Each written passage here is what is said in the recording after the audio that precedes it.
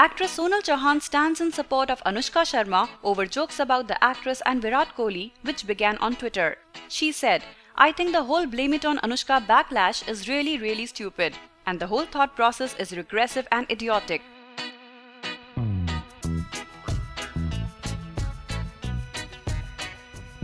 People who are thinking like that, who are talking about it, or even those who are finding it funny, it's ridiculous. Since the time Anushka's been with him, he's performed so well so many times. For that matter, had Virat played well in the semis, would the same people have thanked Anushka for it? The whole thing is stupid, and we should not talk about it any more than what has been said already."